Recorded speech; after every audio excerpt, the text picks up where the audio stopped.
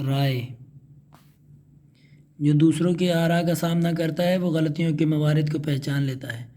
رائے کی درستگی حکومت کے ساتھ ساتھ ہے، جو اس کے آنے سے آ جاتی ہے اور اس کے چلے جانے سے چلی جاتی ہے۔ جس نے صرف اپنی رائے پر بھروسہ کیا وہ ہلاک ہو گیا، اور جس نے لوگوں سے مشورہ کیا وہ ان کی عقلوں میں شریک ہو گئے۔ اختلاف رائے کو برباد کر دیتا ہے۔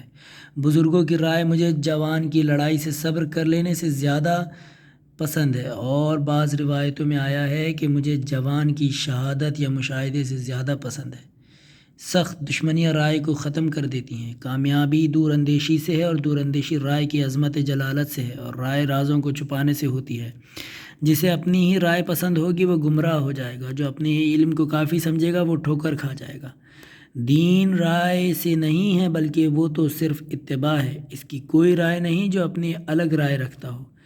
کثرت آراء فساد ہے، اسی طرح جیسے وہ دیگ کبھی اچھا نہیں اتر سکتا جس کے پکانے والے زیادہ ہوں گے۔ جو عقل کو چھوڑ کر ہدایت طلب کرتا ہے وہ نہج آراء میں غلطی کر بیٹھتا ہے۔ رائے کام کی ابتدا ہی میں تمہیں اس کی انتہا دکھا دیتی ہے۔ عاقل کی پہلی رائے جاہل کی سب سے آخری رائے ہوتی ہے۔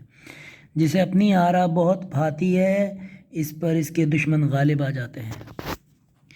رائے صبر و تحمل کے ساتھ ہے، بدترین پشتبان بلا سوچے سمجھے دینے والے کی رائے ہے۔ بعض آراء کو بعض آراء سے ٹکراؤ تو ان کے درمیان درست رائے نکل آئے گی۔ تدبیر رائے کے ذریعے اور رائے فکر کے ذریعے ہوتی ہے۔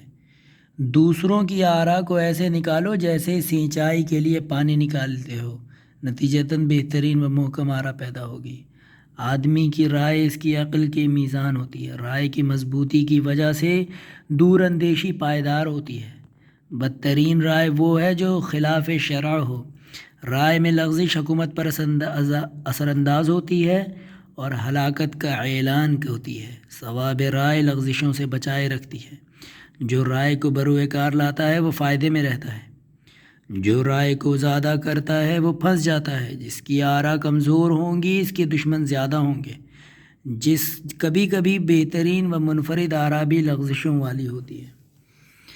کبھی کبھی آراء صحیح راستے سے دور ہو جاتی ہے۔ اپنی رائے سے صرف جاہل ہی خوش ہو سکتا ہے۔ اپنی رائے ان اشیاء میں استعمال نہ کرو جو نظروں سے دور اور قوت تفکیر کی پہنچ سے پرے ہوں۔